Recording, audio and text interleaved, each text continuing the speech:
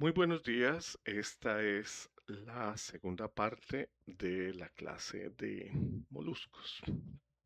Bien, en la primera parte de la clase nosotros habíamos estado viendo pues las principales características de los moluscos. Resumámoslas aquí. Son simétricamente bilaterales, comprimidos dorsoventralmente, tienen un perímetro oval, presentan concha, tienen un manto glandular, una masa visceral dorsal, pie muscular ventral, la cabeza es anterior y está mal definida y se caracterizan por la presencia de un aparato de alimentación llamado rádula. Este grupo exhibe una amplia variación morfológica que va desde simples quitones, eh, caracoles, hasta organismos mucho más complejos y asimismo más inteligentes, como los pulpos o los calamares, pasando por bivalvos, escafópodos, solenogastros y así sucesivamente. Disculpen, bueno. Habíamos examinado también la idea del molusco ancestral como una hipótesis de desarrollo de los moluscos que en teoría debía haber correspondido al modelo del molusco fósil más primitivo, pero que cuando aparece esta especie de la que ya les hablé, Kimberella quadrata, pues muchas características sí fueron ciertas o fueron correctas, como la presencia del pie, la presencia de la concha dorsal, la presencia de una zona anterior, mal definida, pero otros como la estructura de las branquias o la presencia de la cavidad del manto no fueron así. Sin embargo, la idea, pues para fines didácticos es bastante interesante porque permite explicar múltiples cosas. Y en esta imagen tenemos lo que se pensaba que era la distribución, perdón, la filogenia de los moluscos antes de 2005. Mm, no era, se pensaba que era fruto de una radiación adaptativa a partir de ese molusco ancestral, en la cual casi que cada línea, los monoplacóforos, los poliplacóforos, los bivalvos, escafópodos, cefalópodos y gastrópodos, habían surgido más o menos de manera simultánea. En 2013 se publica esta filogenia, que es una filogenia basada en evidencia molecular y evidencia morfológica. Esta filogenia plantea la existencia de dos grandes clades llamados dorsoconcha y variópoda, dentro de los cuales se encuentran las 8 principales clases de moluscos. Dentro de Dorsoconcha están los gastrópodos como grupo basal, bivalvia como una primera derivación y poliplacóforos y monoplacóforos como grupos terminales. Eso pues plantea múltiples preguntas porque siempre se pensó que poliplacóforos y monoplacóforos eran realmente basales, pero esta filogenia descarta esa hipótesis. El segundo clade, Pariópoda, está compuesto primero por los escafópodos, un grupo relativamente primitivo de moluscos con forma tubular. Luego vienen los caudofoedatos, los celoneogastres, que tienen formas relativamente vermiformes, parecen gusanos. Y hermano de solenogastres están los cefalópodos. Eh, También sorprende porque los tres grupos basales aquí, Scaphópoda, Caudofoveata y Solenogastres son relativamente primitivos en su configuración, en su estructura. Mientras que Cefalópoda se caracteriza por, primero, la pérdida de la concha, pero en segundo lugar, por un desarrollo cerebral y cognitivo bastante importante. De hecho, Caudofeata, Solenogastris y Scaphópoda suelen ser grupos de profundidad, grupos bentónicos. No sorprende muchísimo el hecho de que Cefalópodo hubiera estado ahí. Mm, pero presenta frente a la hipótesis anterior una división, una estructura de árbol que coincide con bastantes caracteres presentes en los grupos resultantes. Es decir, es una filogenia soportada por evidencia morfológica y genética. Lo que sí implica esta filogenia es que la concha y el cuerpo de los moluscos sufrieron modificaciones fuertes a lo largo de su proceso evolutivo y esas modificaciones estuvieron vinculadas a cambios en el ritmo de evolución, en el ritmo de transformación, el crecimiento de algunas partes, la restricción en el crecimiento de otras, cambios a los que se denominan cambios heterocrónicos. Y eso, además, contribuyó a que todos los linajes presentaran variaciones en planes corporales bastante notorias respecto al plan corporal original. El clade dorsoconcha, en el que están poliquetos, poliplacóforos, monoplacóforos, bivalvos y gasterópodos, se va a caracterizar por la presencia de rádula o su ausencia total en el caso de los bivalvos. Se va a caracterizar por ejemplo, una característica bien extraña, poliplacóforos y monoplacóforos presentan multitud de agallas en el borde del manto. Bivalvea tiene las agallas sobre el manto entre las valvas y gastrópoda presenta cavidad del manto con las agallas en ese punto.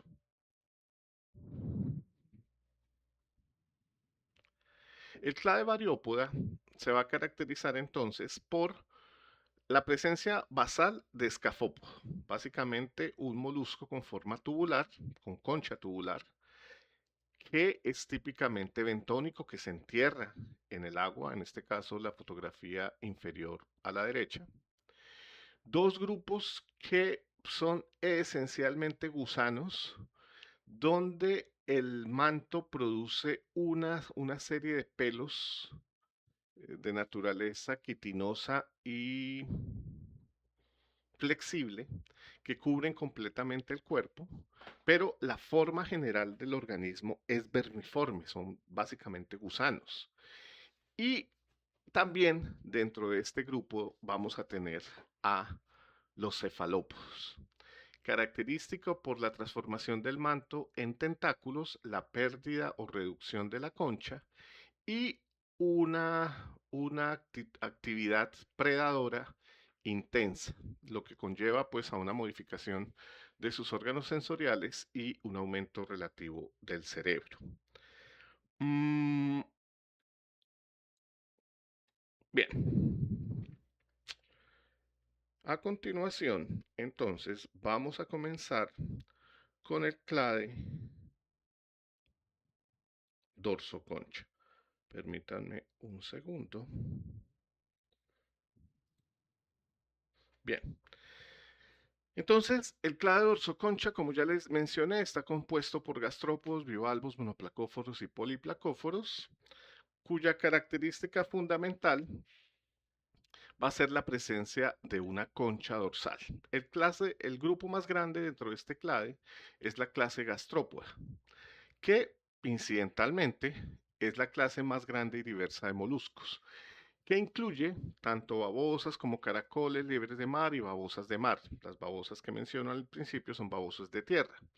En este grupo, la pérdida de la concha va a ser independiente dentro de varios linajes y además es el único grupo dentro de los moluscos que habita en tierra. En muchos de ellos, los habitantes de tierra, el manto, la cavidad del manto se modifica para formar un pulmón primitivo que les va a permitir adaptarse a las condiciones terrestres. Aquí vamos a tener múltiples líneas de evolución tanto paralela como convergente y tiene alrededor de 60.000 especies descritas. Los más cefalizados y activos de este clado son ellos, y van a presentar tentáculos y ojos bien desarrollados en una cabeza no particularmente muy bien definida. La concha que ellos poseen está constituida por carbonato de calcio y en su mayoría tienen algún grado de torsión, cosa que veremos más adelante. Bueno, la concha de los gasterópodos funciona como un cono hueco que se enrolla alrededor de un eje central. Ese eje central se denomina columnela y en la parte basal de ese eje central hay una pequeña depresión que se denomina umbilículos. Si les suena a ombligo, es exactamente la misma palabra griega. La concha se define por la base, el ancho de la misma, la presencia de un labio, que corresponde a los bordes de la apertura, la espira, que es cada una de los giros que da la concha alrededor de la columnela, el ápex, que es la punta de esa misma concha, donde si la miramos al estereoscopio o al microscopio, al estereoscopio más bien, veremos una protoconcha, que es la primera concha que produce la larva. También tenemos las suturas, el lugar donde las espiras se van fusionando unas con otras a medida que el animal va creciendo, y la abertura, que es el sitio por donde el animal sale. Mm, por esa apertura solo sale la cabeza y el pie, de manera tal que la masa visceral queda protegida dentro de la concha, mucho mejor protegida que en cualquier otro grupo, y los músculos quedan pegados a la columnela, de manera tal que tienen una base sólida, como una especie de hueso en nuestro caso, que le permite jalar con mucha fuerza y sostener dentro de la concha a el cuerpo. Bien, los moluscos presentan primero un arrollamiento. Ese arrollamiento lo que permite es que esa concha, que podría ser muy larga, se pueda manejar de una forma más elegante, digámoslo así, más compacta, más eficiente. Dentro de los arrollamientos en los moluscos existen dos tipos principales. El primero es el arrollamiento plano espiral, el de aquí arriba, que visto de frente, como se ve aquí el literal A, es un arrollamiento en un solo plano, de manera tal que todo el cuerpo queda metido en un solo plano de enrollamiento. Esa se considera hoy en día que es la opción más primitiva dentro de los caracoles, dentro de los gasterópodos. El otro tipo de arrollamiento que se considera derivado, más avanzado, es la concha helicoidal. En la concha helicoidal, las espiras tienden a salirse lateralmente, digámoslo así, hacia un lado. Produce conchas mucho más grandes que las conchas planoespirales y permite aperturas mucho más amplias, lo que hace que en últimas el organismo pueda crecer de una forma más grande. Entonces, los moluscos más grandes, los caracoles más grandes que tenemos hoy en día, son todos de concha helicoidal, mientras que los planoespirales son relativamente más pequeños que contrapartes del mismo tamaño. La concha helicoidal, perdón, tiene un problema. Y es que si la vemos de frente, en la opción B, un lado de la concha va a causar un peso adicional de ese lado del animal. Entonces, ¿qué es lo que hace el gasterópodo o qué es lo que hace la evolución con el tiempo para esos gasterópodos? Es doblar un poco la postura de la concha en la espalda del gasteropo de tal manera que queda mejor balanceada. Ese mejor balanceo va a producir un cambio. Este hueco que se ve aquí en esta concha plano espiral acá arriba, almas es el hueco de entrada de la cavidad del manto. Yo sé, muchos van a preguntar, pero ¿por qué la cavidad del manto está ahí adelante si antes estaba atrás? Bueno, eso se los explico ahorita más adelante. Pero bueno, la cavidad del manto queda ahí, encima de la cabeza. Cuando la concha comienza a inclinarse hacia un lado, va a causar que esa cavidad del manto cambie.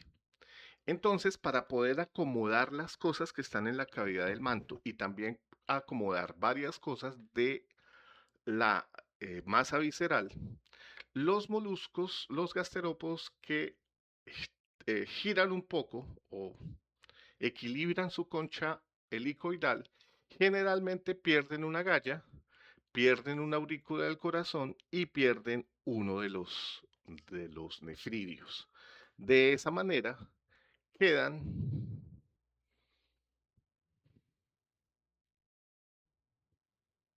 mejor distribuido y más fácil de organizar el peso. Bien, entonces aquí tenemos una concha plano espiral y el resto, casi todas, son conchas helicoidales, excepto en este caso que tenemos la concha de un vermétido que es básicamente una concha irregular, pero pues se ve. Bien, cada revolución completa alrededor de la columela se denomina una espira. Y esa columela va también a proporcionar soporte a los músculos retractores de la cabeza y del pie.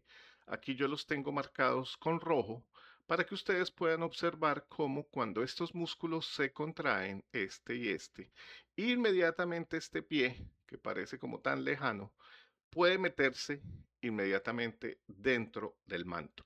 Una vez se mete el pie, inmediatamente detrás de él se mete la cabeza. De esa manera queda completamente protegido. En la parte trasera del pie, sobre la parte dorsal, suele estar una estructura de naturaleza quitinosa o a veces calcificada que se llama opérculo. Es esta estructura de aquí. El opérculo sirve para que cuando el pie entra completo dentro del cuerpo, tape completamente la entrada y la selle. Entonces, eso va a permitir que el predador o la desecación queden limitados.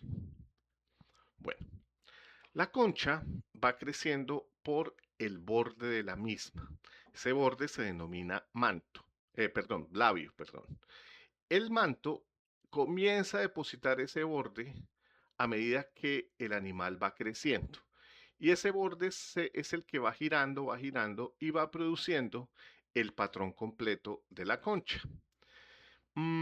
Las líneas de crecimiento a veces se pueden notar en la estructura de la concha. Las conchas pueden tener una enorme diversidad de formas, diseños, colores y la coloración suele provenir de los pigmentos que los animales sintetizan o a veces aíslan a partir de su alimentación.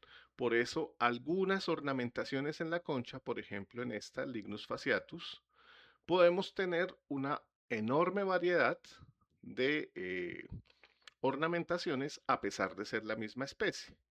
Simplemente pues porque la fisiología propia de cada individuo más lo que cada individuo come produce esas variaciones.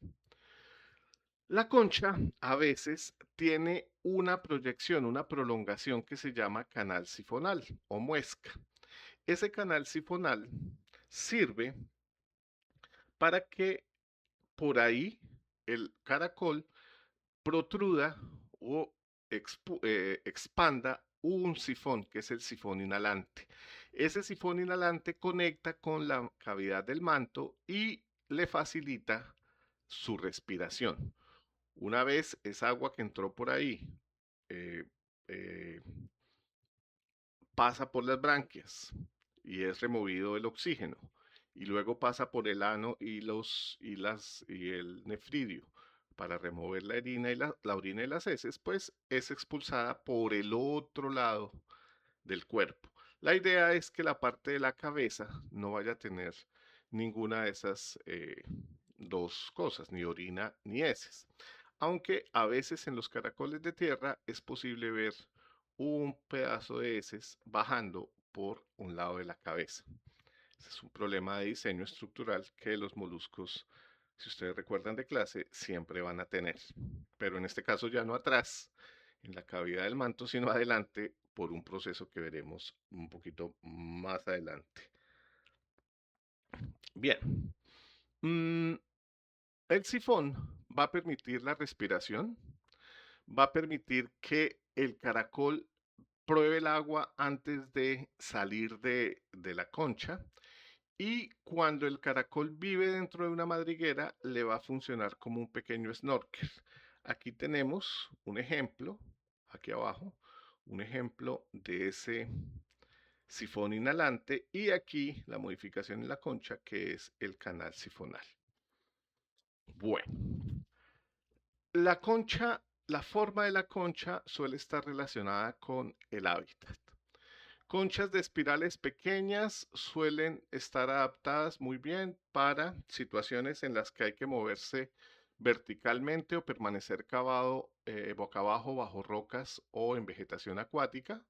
Por ejemplo, aquí, conchas de espirales pequeñas. Ahora no me refiero a esta espiral grande, que es ya básicamente ya la última donde el animal está creciendo, sino a estas espirales de aquí, que son relativamente pequeñas. Las espirales largas suelen utilizarla o suelen desarrollarla especies que se mueven sobre sedimento o sobre sustratos muy blandos. A veces vamos a tener conchas bajas y anchas que nos sirven para aferrarnos a rocas donde las corrientes son muy fuertes. Y en algunos casos, como en los caracoles de collar, se desarrollan conchas con aperturas bastante grandes porque suelen tener un pie bastante musculoso, que es el que ustedes ven aquí, y esa apertura grande le permite al animal excavar. Incidentalmente, estas conchas o estos caracoles, estas especies, ya casi que no pueden guardar el pie completo dentro de la concha, entonces el hecho de que sean excavadoras y vivan bastante tiempo bajo el sedimento, pues les ayuda bastante a sortear ese problema. Bueno, les he hablado varias veces de la torsión. Les he mencionado pues que la cavidad del manto en los gasterópodos no está atrás, sino que está adelante. ¿Qué sucede? ¿Por qué se produce la torsión? La torsión, ¿o qué es la torsión? La torsión es un proceso en el cual la concha rota 180 grados, contrario a las agujas del reloj, de manera tal que la masa visceral queda justo detrás de la cabeza en vez de estar hacia atrás en el cuerpo. Eso hace que los órganos en los caracoles tengan una ubicación invertida y además que su sistema digestivo se tuerza. ¿Para qué sirve? Sirve fundamentalmente para modificar la estructura del cuerpo y facilitar que el animal se pueda meter dentro de esa concha. Cuando la apertura del manto está atrás, la estructura de la concha no permite fácilmente meter la cabeza. Permite tal vez meter bien el pie, pero la cabeza no permite que entre. Entonces, cuando se gira la concha, la cabeza va a quedarle muy fácil meterse dentro de la cavidad y luego meter el pie. Entonces, en ese giro, lo que se va a permitir es que la cabeza quede mejor protegida al cerrarse la concha. ¿A costa de qué? A costa fundamentalmente de que la cavidad del manto, en vez de estar en posición posterior, queda en posición anterior. Eso va a tener problemas, porque ¿qué sale de la cavidad del manto? De la cavidad del manto va a salir agua que va a llevar heces y va a llevar orina. Además, recuerden que el agua dentro de la cavidad del manto tiene un modo de circulación, que es entra por abajo, baña la branquia y sale por encima, llevándose las heces y la orina. Cuando la branquia está adelante, cuando la cavidad del manto esté hacia adelante, el agua tiene que circular de la misma forma, pero al salir justamente va a estar arrastrando heces y orina sobre la cabeza. Entonces, ¿qué es lo que hacen muchos gasterópodos? Pues van a inclinar un poco la concha hacia un lado, de manera tal que las heces van a salir es por el lado de la cabeza y no directamente por encima. Esa es otra característica que tiene eh, el enrollamiento. Acuérdense que aquí hablamos de dos procesos diferentes. Enrollamiento es en la concha y la torsión es de todo el cuerpo. Bien, la torsión tiene varios beneficios. Primero, el que ya les mencioné, que parece que es el que disparó el proceso, permite que todo el animal pueda ajustarse, pueda esconderse dentro de la concha. Segundo, va a facilitar que la masa visceral siempre esté protegida. La cabeza y el pie pueden extenderse para hacer alimentación y locomoción, pero también pueden ser retraídos para proteger y para minimizar la pérdida del agua. Mm, Del otro lado, al poner la cavidad del manto hacia adelante, se va a ganar una ventaja. Uno diría, pero ¿cómo así? Ventaja si realmente teníamos era un problema. Sí, la ventaja va a ser que esa cavidad del manto en posición posterior no va a ser lo primero que va a ser aireado cuando el animal está funcionando, ¿se acuerdan? Era lo último porque quedaba en posición posterior. Mm, pero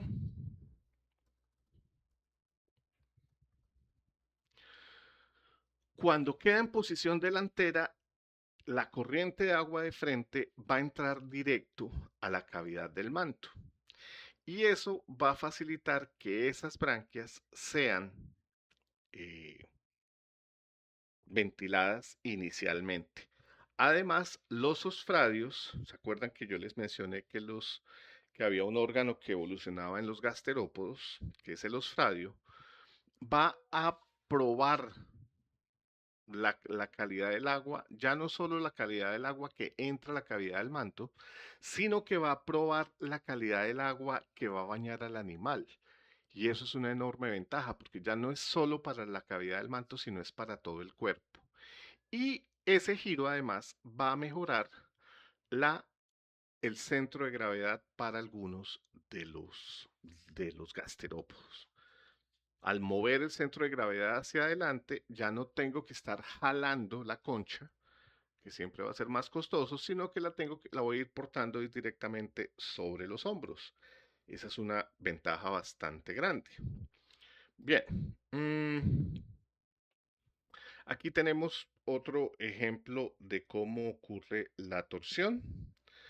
Eh, la torsión además va a tener va a ocurrir muy pronto durante el desarrollo ontogenético de los gasterópodos, es decir, durante la etapa de larva beríger, y va a ocasionar, eso sí es importante, que, eso también es importante, perdón, que el tubo digestivo se retuerza sobre sí mismo hacia adelante. Ese retorcimiento, pues, puede mejorar además el tiempo de residencia de la comida dentro del animal y mejorar de esa forma su alimentación. Bueno, los costes asociados a la torsión, pues primero, que el ano, el nefridioporo y el gonoporo van a quedar cerca de la boca, eso ya lo habíamos explicado. El hecho de que esas tres salidas queden cerca de la boca, pues pueden ensuciarla y además, pues, lo que ya habíamos hablado antes, ensuciar las agallas. Sin embargo, varios gasterópodos desarrollan mecanismos que les permite manejar ese problema. Una de ellas es el desarrollo de una apertura al extremo de la concha, como vemos en algunos gasterópodos, que forman como una especie de volcán y le permite un flujo unidireccional de agua. El agua entra por delante y sale únicamente por esta apertura que está en la punta de la concha y de esa manera se soluciona el problema de saneamiento. Otros como los abulones, que son un tipo de muy particular de caracoles, desarrollan esa misma apertura pero de forma lateral sobre el cuerpo, de manera tal que el agua vuelve a tener flujo unilateral y a medida que el animal va creciendo, pues ese flujo unilateral se va moviendo con él. Bueno, los gasterópodos tienen una gran diversidad.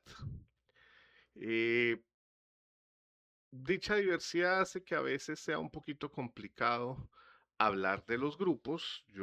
Hago el esfuerzo aquí de hablar de los 8 principales, hablando particularmente del tamaño de la concha, sus formas, colores, patrones, la estructura radular, la ecología alimentaria y su reproducción.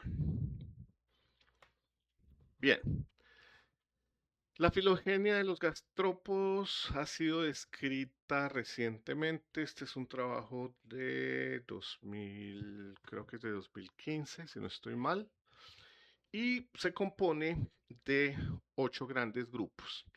Uno de los más primitivos es Patelogastrópoda y entre los más avanzados están Pampulmonata. Curiosamente, Patelogastrópoda, en este que va abajo, discúlpenme por el cambio, corresponde a una, la forma que nos podría recordar a Quimberella quadrata. Es como el más similar de todos los gastrópodos a ese fósil, a ese molusco fósil del que les hablé al comienzo de la clase. Los patelogastrópodos son el orden basal de gastrópoda. Es de todos los gastrópodos y de hecho de todos los moluscos el más parecido a Quimberella quadrata. Posee conchas relativamente grandes, como lo pueden ver en la imagen de la derecha, con 80 especies y alrededor de 52 géneros. Sus conchas son aplanadas, tienen forma de conos, no presenta enrollamiento y suele crecer adheridos con mucha fuerza a rocas y otros sustratos duros. Tampoco presenta torsión. Tiene Hay varias especies en otros órdenes de gastrópodos que poseen conchas similares. Sin embargo, esa similaridad ocurre porque tienen caminos evolutivos paralelos, pero no están emparentados con los patelogastrópodos. Bien, los patelogastrópodos, aquí tenemos un ejemplo, suelen tener conchas cubiertas por crecimientos microscópicos de algas, lo cual hace muy difícil a veces eh, detallarlos. Habitan en aguas marinas en en todos los mares del mundo y siempre crecen sobre algún tipo de sustrato. Aquí viéndolo más de cerca, vemos, discúlpenme, ¿dónde está el mouse? Acá está. Entonces vemos aquí uno de los tentáculos, aquí está la boca, acá está el otro tentáculo, no le alcanzamos a ver el ojo. Este es el pie y las branquias están dentro de este surco.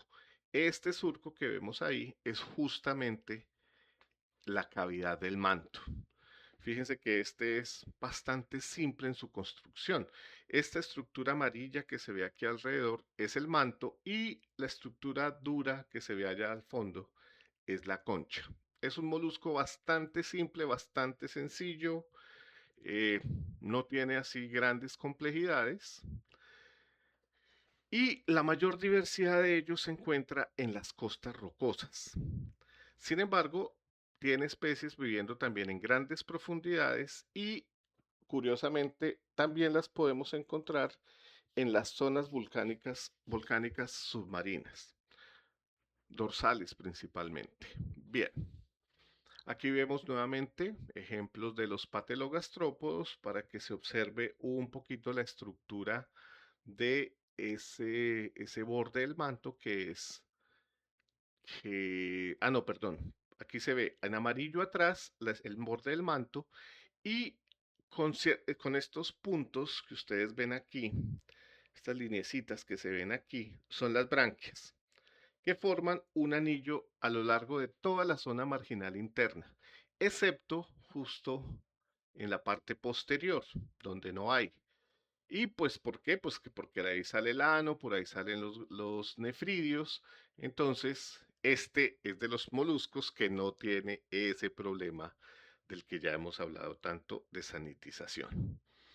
Bien, el pie es bastante grande, muy musculoso y la cabeza está más o menos bien diferenciada y presenta numerosos tentáculos, pero en ellos, fíjense, los tentáculos no están solo alrededor de la cabeza, sino que también se encuentran a lo largo del borde del manto. Eso sugiere unas capacidades bastante buenas de detección.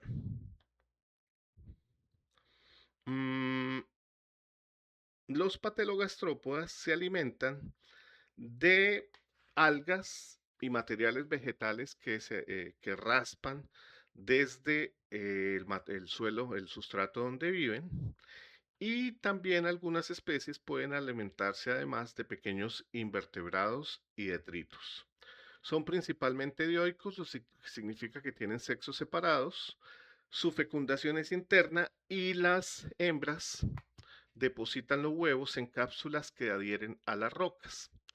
Los juveniles salen de esas cápsulas, pasan por una fase larval muy corta antes de establecerse dentro de su hábitat definitivo.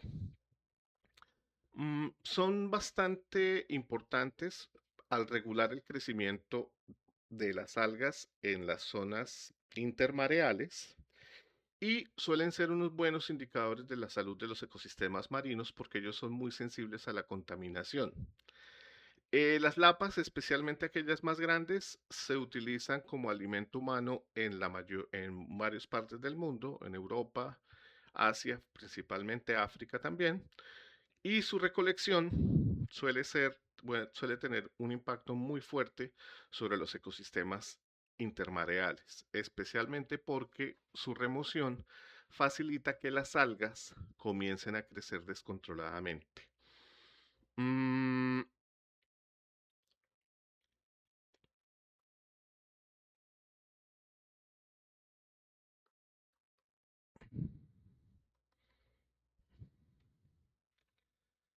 Eh, discúlpenme, estoy mirando aquí otra cosa. No, ya.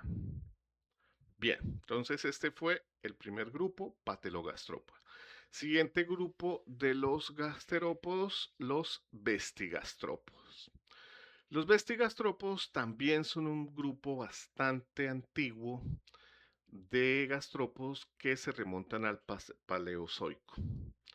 Tienen caracteres basales como órganos pareados, es decir, la presencia de dos branquias, dos nefridios, dos gónadas, y las tienen dentro de la cavidad del manto. Además, presentan epipodios, perdón, con órganos sensoriales. ¿Cómo así epipodio? Epipodio es una proyección desde el pie por encima y sobre ese epipodio, el pie está aquí abajo, sobre ese epipodio ellos presentan estas estructuras que parecen plumas. Esas estructuras se llaman órganos epipodiales y son sensoriales. Se llaman también bursículas y les permiten detectar movimientos alrededor de su cuerpo. Mm, a veces su concha presenta una hendidura superior, eh, y frecuentemente el interior de la concha es nacarada, a diferencia de de los patelogastrópodas, que la concha frecuentemente no es nacarada.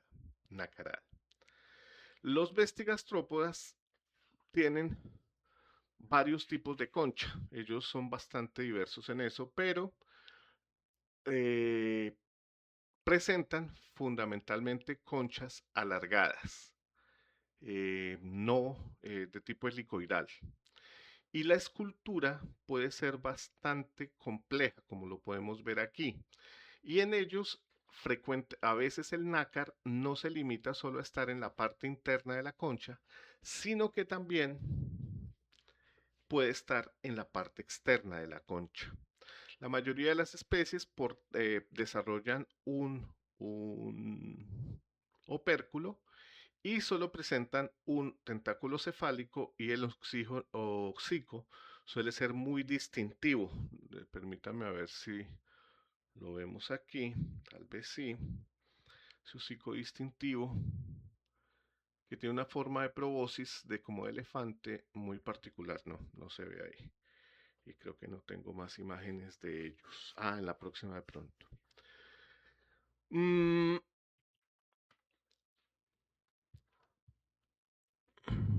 no, no lo tengo aquí. No. Aquí tenemos más ejemplos de vestigastrópodas. Eh, Tiene una característica particular en la presencia de un órgano dentro de sus ojos que se llama el órgano de la luz, que es un órgano asociado a la retina de sus ojos y le permite la regulación de su comportamiento influido por la luz. Funciona de forma similar al de una glándula. Mm, bien. El siguiente grupo es el grupo Neritimorpha. Este grupo, a diferencia de los dos anteriores, tiene tanto miembros marinos como en aguas salobres, dulceacuícolas y también terrestres.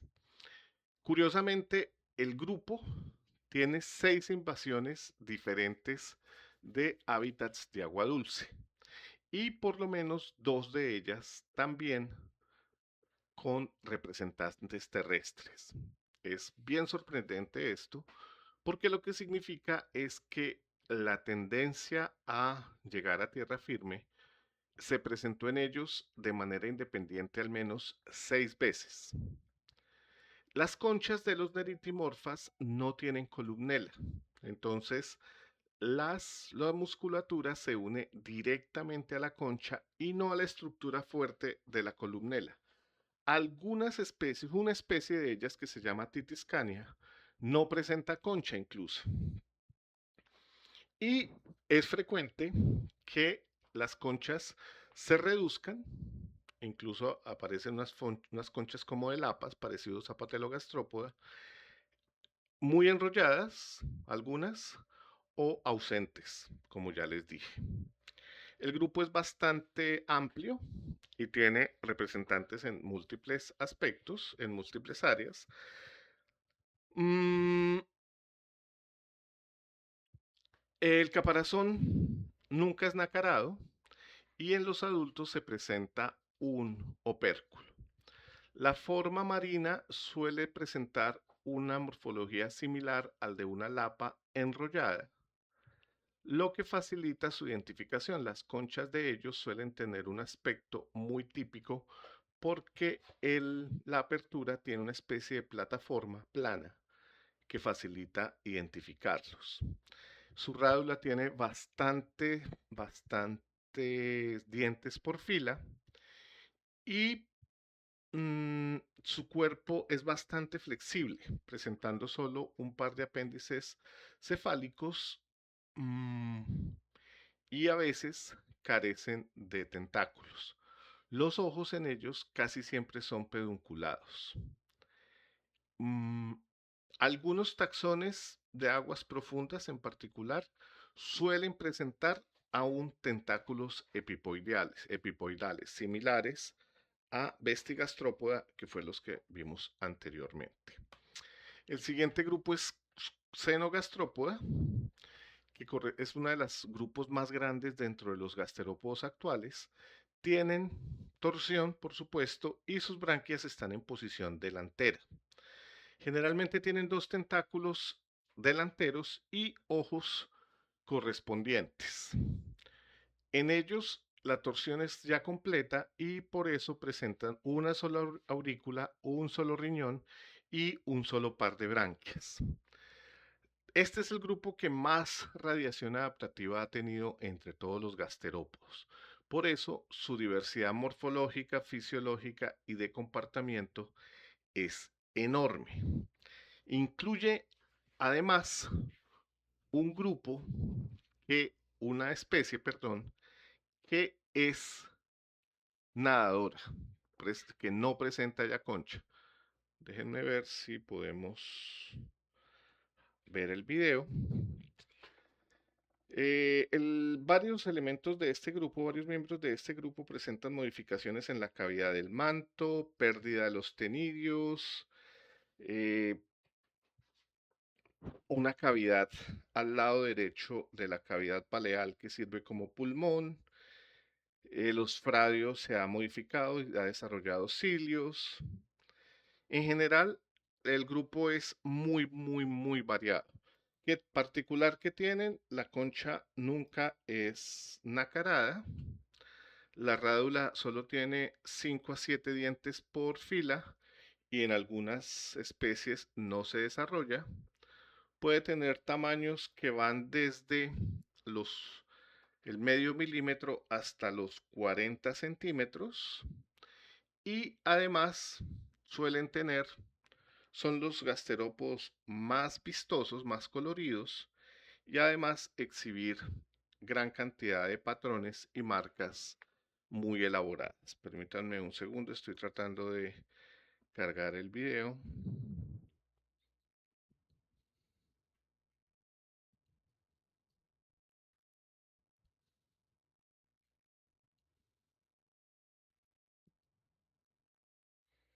No cargó, bueno, continuemos entonces.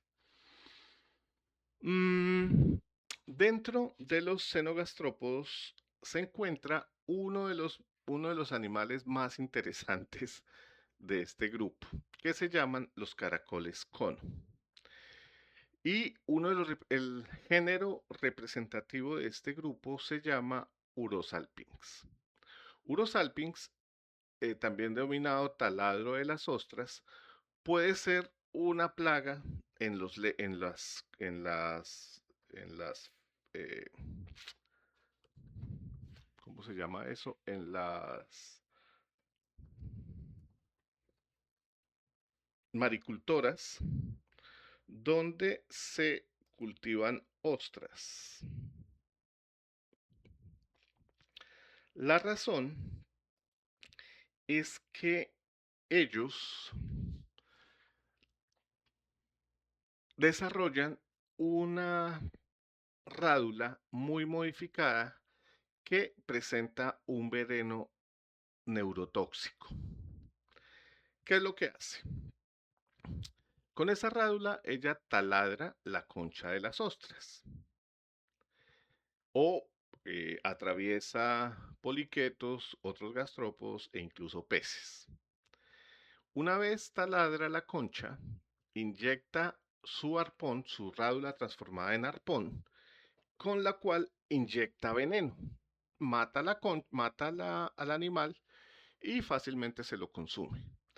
Esa actividad también la puede hacer con cualquiera de los otros animales que come, es decir, tanto poliquetos como otros gasterópodos como peces. Allá en la imagen estamos viendo un pez que le está pasando eso. Lo interesante y lo llamativo es que también puede hacer lo mismo con humanos. Por lo tanto, este que afortunadamente no tenemos aquí en el Caribe, pero sí en el norte de Cuba, en la zona de las Bahamas, y obviamente en Australia y el resto del Indo-Pacífico, puede causar la muerte a uno si no tiene cuidado cuando lo manipula. No es frecuente que lo cause, son solo ocasionales, pero sí podría en algún momento hacerlo. O puede en algún momento, de hecho, debe haber reportes de muertes por hechos. Bueno, digamos. El siguiente grupo es el grupo heterobranquia. Los heterobranquios eh, también están presentes en hábitats marinos, hábitats acuáticos y hábitats terrestres. Presentan una concha que se gira a la izquierda, su manto es fuertemente pigmentado, ojos que pueden estar en la base o en el extremo de los tentáculos. La concha en sí mismo puede ser bastante, discúlpenme, la concha puede ser bastante delgada.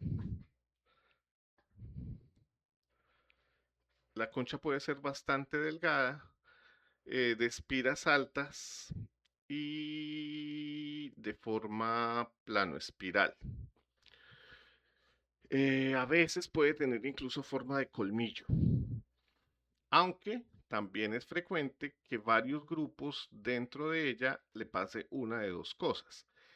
Reduzcan la concha, la internalicen, es decir, que la pongan dentro, metan la concha dentro del manto o la pierdan definitivamente.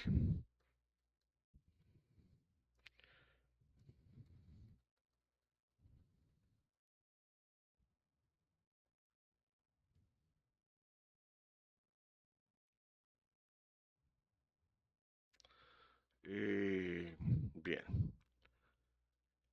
Y el opérculo también en ellos puede incluso no estar presente.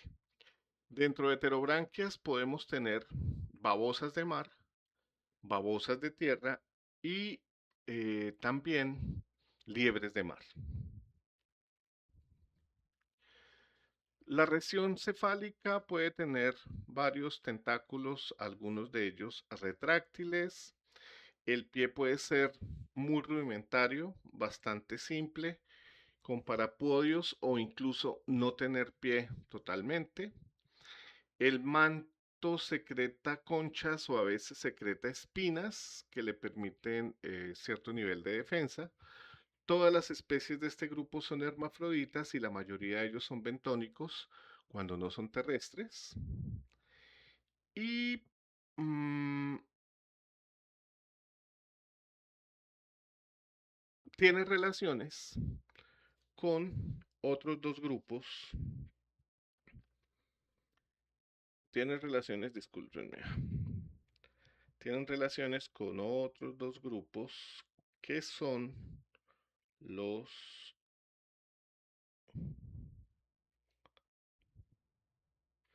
opistobranquios y los pulmonados. Bueno, el siguiente grupo es el grupo Nudipleura. También lo conocemos por un nombre más común, que es el grupo de los nudibranquios.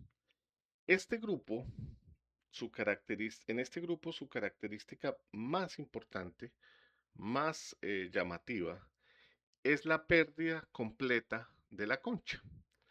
En ellos, esa concha ya no es que se haya reducido o haya desaparecido, simplemente se pierde.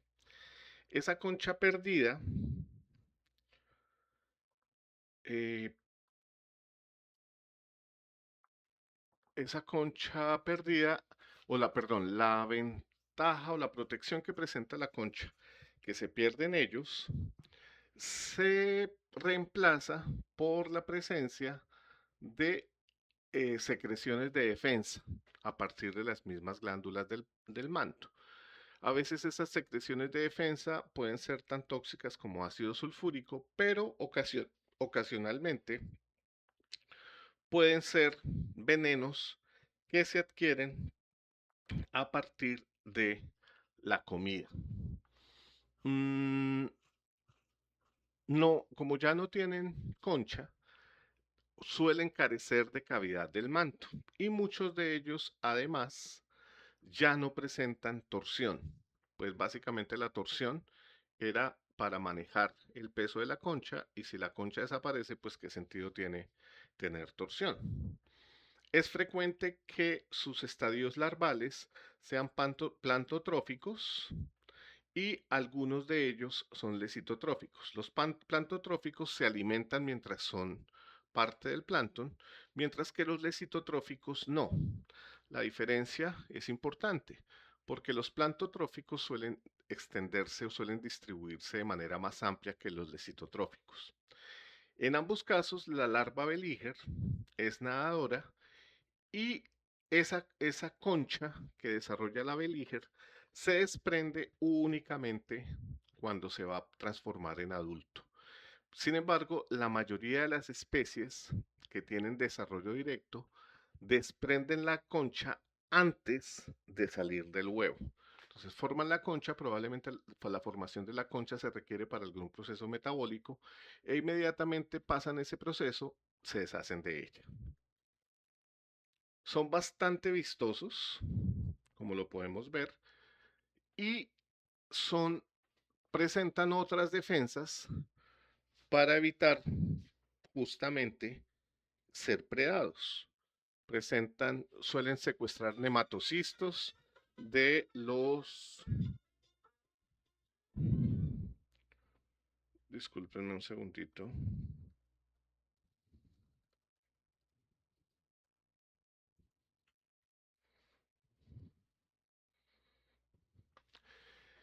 Suelen secuestrar nematocistos para su defensa y además desarrollar una capacidad de nado bastante importante que les facilita la natación en caso de necesitar escape.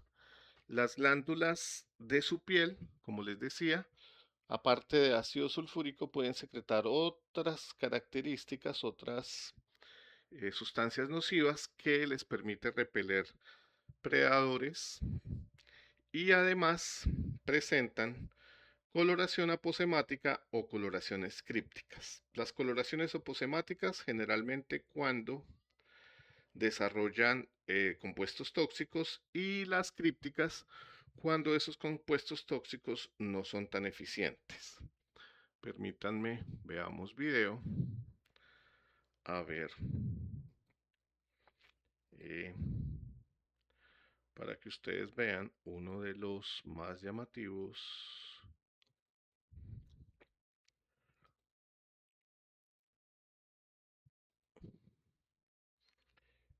Veamos. Este nudibranquio se llama bailarina.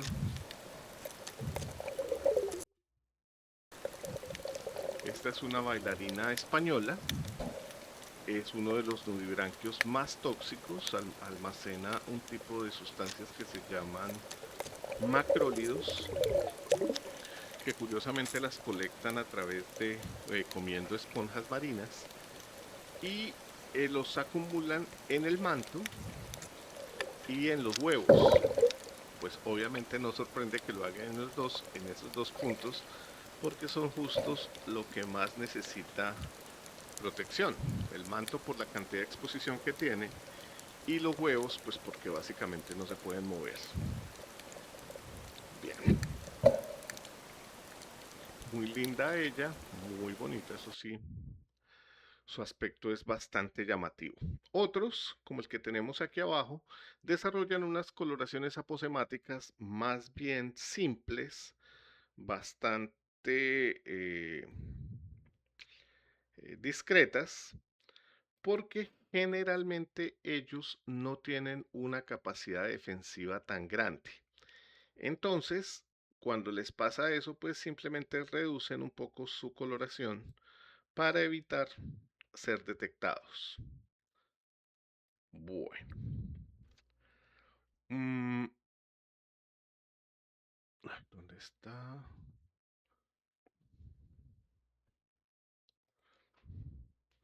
Bueno, los nudibranquios puede que pierdan sus branquias. En todo el proceso, primero de desarrollar una concha y luego de perderla, a veces entre las cosas que pierden está justamente la branquia. Entonces, ¿qué pasa en ellos? Cuando está ausente, han desarrollado unas branquias eh, diferentes. Esas branquias se denominan ceratas y son pliegues del manto que se extienden hacia el exterior. A veces, esas ceratas llevan parte del intestino hacia el exterior. Obviamente, ese mecanismo de respiración, ese mecanismo de incrementar su superficie, va acompañado frecuentemente de algún sabor tóxico, alguna coloración de alerta, porque pues no es un animal que esté defendido mecánicamente, entonces le toca defenderse químicamente. Mm, Su sistema nervioso, como todos los moluscos, tiene una tendencia suave hacia la cefalización, pero también suele tener una detorsión, es decir, retornar al estado original de su organización corporal. Presentan tentáculos cefálicos, rinóforos, que son un segundo par de tentáculos justo detrás del primero, que suelen tener eh, capacidades quimiosensoriales y que se pueden retraer dentro de una funda. Bien, mm, el siguiente grupo se denomina opistobranquia, es decir, verdaderos opistobranquios. Presentan concha externa en forma de cono aplanado, que es de carbonato de calcio en su mayoría en la mayoría de las veces, pero frecuentemente suele ser solo de proteína, o a veces incluso ser muy reducida o incluso ser una, una concha interna. El manto nuevamente presenta una reducción de la cavidad, ya que la concha es tan pequeña. La cabeza presenta rinóforos con un par de ojos y debajo de la boca una rádula bastante ancha con numerosos dientes. Las branquias son bipinnadas y suelen presentarse a la derecha del cuerpo. Algunos no presentan concha externa y presentan adaptaciones secundarias como enterramiento y locomoción. A veces pueden tener una especialización en el nado libre y es justamente esta que tenemos aquí abajo. Esta que tenemos aquí abajo se le llama aplicia o liebre de mar. Acá en Urabá es posible verla allá en los mantos de algas al norte en Necoclí. Es bien curiosa, es bien bonita. Es una nadadora bastante fuerte, no demuestra una actitud de huida de los humanos y eso a veces le causa a uno curiosidad.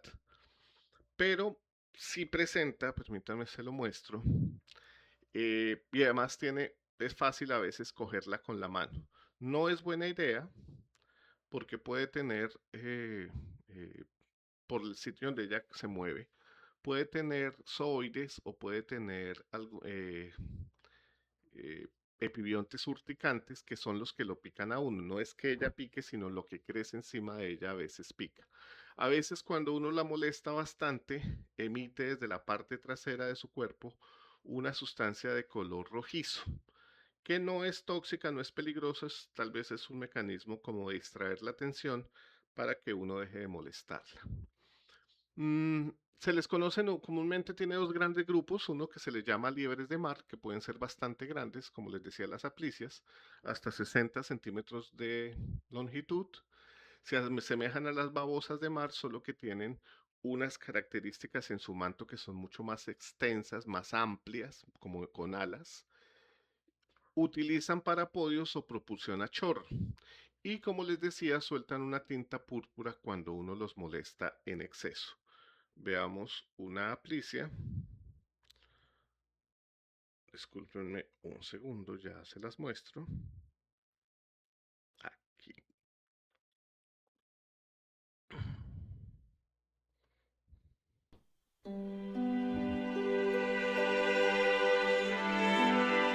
Esta es la que se denomina la liebre de mar.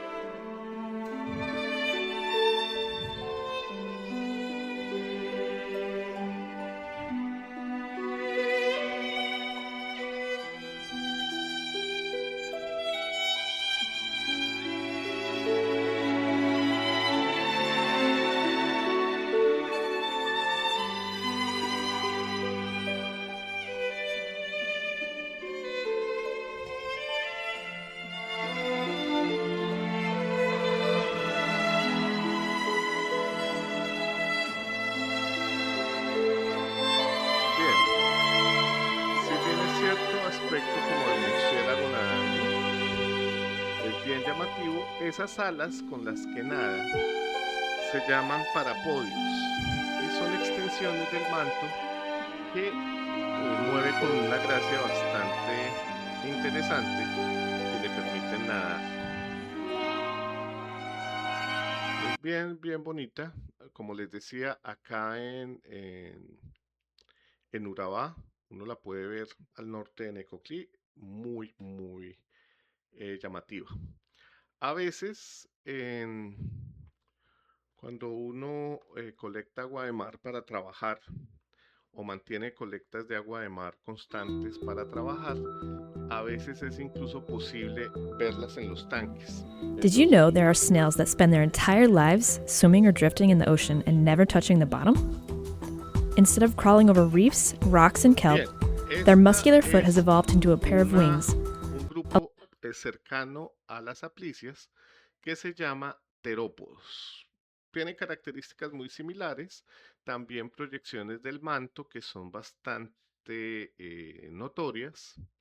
A diferencia de de los aplicias y las liebres de mar, estas son de áreas mucho más profundas y suelen también vivir en corrientes marinas lejos de la costa, por eso no las vemos tan frecuentemente. Mm, algunos de ellos todavía presentan la concha, como en este caso. No sé si la alcanzaron a ver. Se ve como como si fuera una bolsita de plástico en la espalda.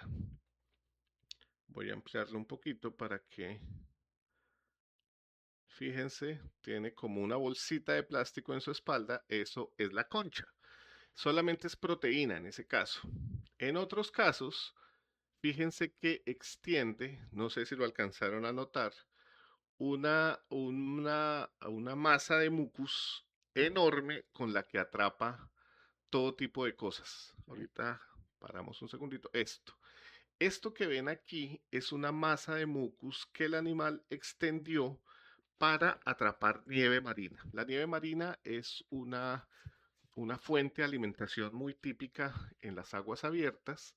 Se produce por la descomposición de toda la parte que está arriba en la zona fótica, que va cayendo y va depositándose en una zona intermedia debido a la diferencia en densidad de agua. En ese punto, esa capa de material en descomposición se acumula, se sigue descomponiendo y luego por su peso se hunde. Entonces los terópodos atrapan esa nieve marina, luego recogen esas capas de mucus y se la comen.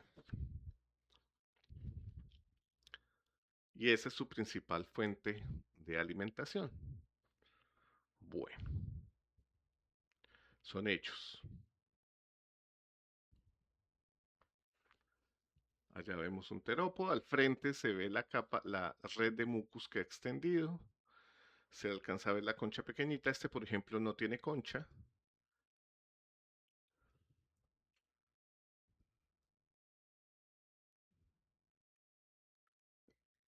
Desarrollan unos pequeños tentáculos, si los vieron, cerca de la cabeza.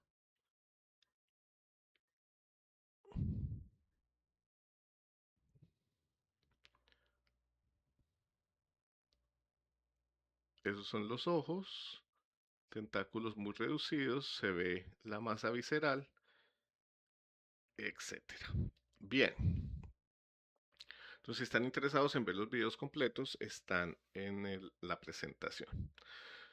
Entonces, libres de mar grandes nadan con parapodios o por propulsión al chorro y algunas sueltan tinta de púrpura cuando se los molesta. Los terópodos también se les llama mariposas de mar, nadan utilizando una parapodia bastante grande. La concha es muy pequeña e incluso algunos la han reducido solamente hasta proteínas. Ya no necesitan branquias porque la superficie de su cuerpo es tan grande que básicamente la hacen toda a través de él. Y como les mostré, pueden ser alimentadores de suspensión bastante eficientes. Bueno, mm, aquí la liebre de mar en la mano, que no se debe hacer. Finalmente llegamos a los Pampulmonata. Los Pampulmonata son un grupo de gasterópodos relativamente primitivos que tienen una gran reducción de la concha, incluso en algunos casos queda apenas traslúcida y frecuentemente presentan simbiosis. Aquí estamos viendo una arriba a la derecha que hace simbiosis con algas. Presentan adaptaciones a aguas dulces, aguas marinas e incluso en ambientes terrestres. Algunos de ellos carecen de opérculo, presentan una branquia o un pulmón y cierta tendencia a la respiración aérea. Muchas especies se hacen parásitas de bivalvos y poliquetos y su rádula se especializa en succión. La posición de los ojos en ellos varía, puede estar ausentes, pueden ser basales a los tentáculos o incluso pueden tener ojos en la punta de los tentáculos. Los panpulmonata intermedios poseen algunos no poseen caparazones ni branquias y la masa visceral se separa completamente del cuerpo y desarrollan una joroba visceral. Presentan gonocorismo secundario y frecuentemente ausencia de órganos copulatorios. Sus rádulas no son simétricas, se vuelven asimétricas y habitan inicialmente en intersticios del agua marina como hábitat primitivo y como hábitat eh, derivado viven en ríos como parásitos de anfibios, pueden ser terrestres e incluso pueden vivir en aguas profundas. Mm,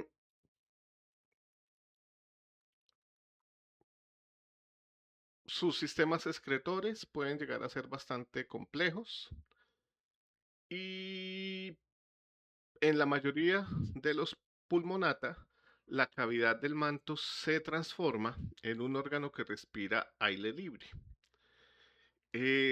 También presentan detorsión y su sistema nervioso está dispuesto simétricamente a los dos lados. Casi siempre carecen de opérculo. El grupo pulmonata es un grupo monofilético que presenta de 16.000 a 30.000 especies que en su fase primitiva tiene caracoles intermareales y agua dulce, con lo mismo con lapas intermareales y agua dulce, y el grupo moderno presenta fundamentalmente caracoles terrestres y babosas. Generalmente cuando pierden la concha inmediatamente presentan detorsión, lo que refuerza una vez más la idea de que la torsión es fruto de la pérdida de la concha. Las babosas eh, tienen una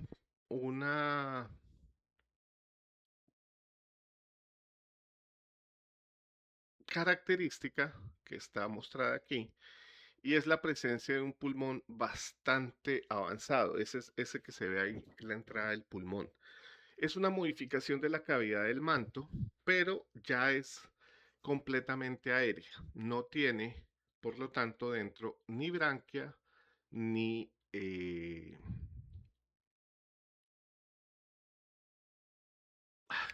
nefridioporo. Es únicamente respiratoria. Eh, La cavidad del manto generalmente se ubica en el lado derecho y no posee agallas. La cavidad se convierte en el pulmón y a ese punto, ese hueco donde ingresa el aire, se le denomina neumostoma.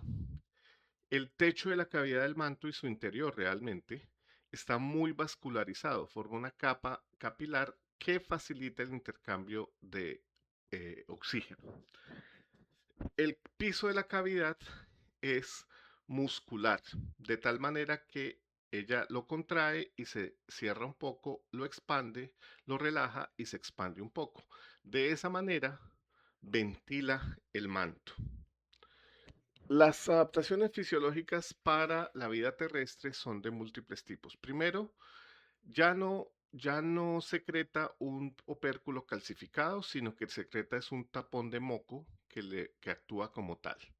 Ese moco previene la desecación, tiene capacidades antibacteriales, tiene un sabor bastante desagradable que desalienta a los predadores y el propio moco facilita la locomoción al reducir la fricción contra el piso.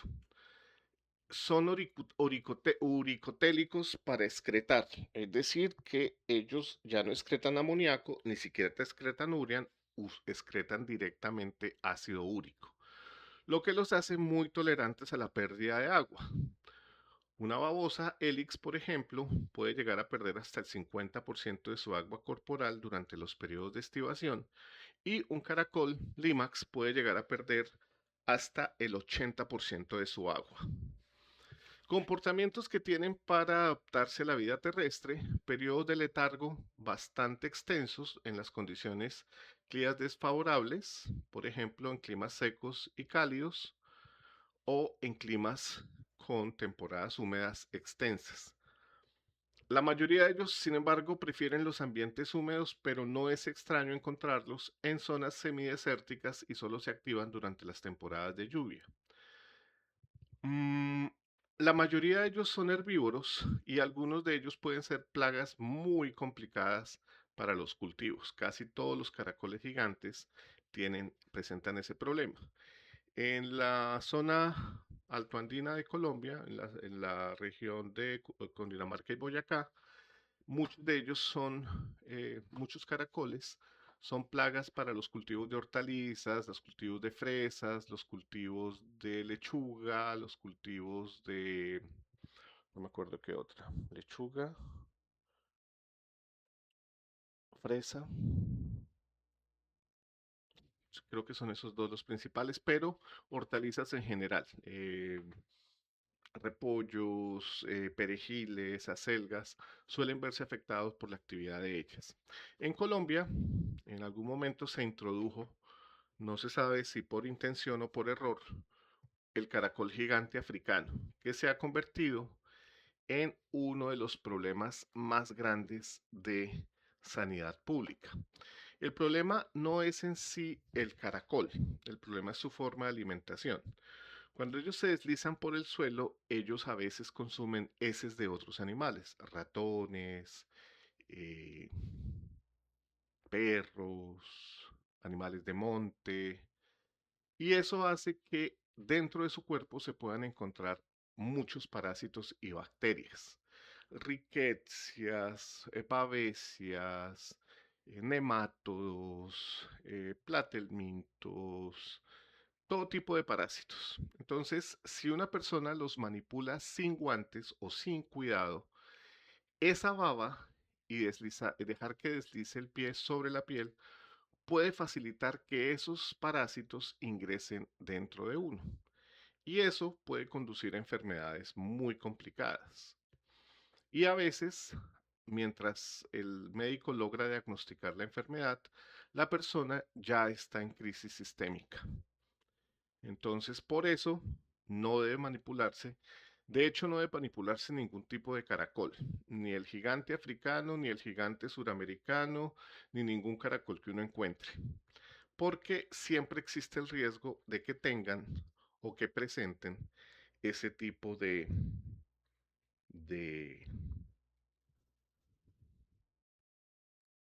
parásitos.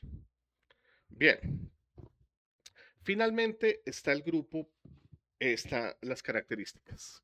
Son hermafroditas con fertilización interna recíproca, que es una adaptación bastante útil en la vida terrestre, ya que como las posibilidades de encuentro son tan complejas, pues al poder hacerlo fácilmente pueden quedar embarazados los dos y maximizar de esa forma la cópula. Tienen desarrollo directo, sus rituales de complejo de cortejo son bastante interesantes. En el caso del IMAX, como lo vemos, giran alrededor de una alrededor de la otra, formando una hebra de moco donde se produce la fertilización, donde se depositan los huevos, perdón, y otros, en el caso de Helix, como lo vemos ahí a la derecha, presentan lo que se llaman dardos de amor, que es básicamente un pene que inyecta directamente el semen o los espermatozoides en el otro miembro de la pareja. Bueno, con esto terminamos gasterópodos y por ahora esta parte de la clase.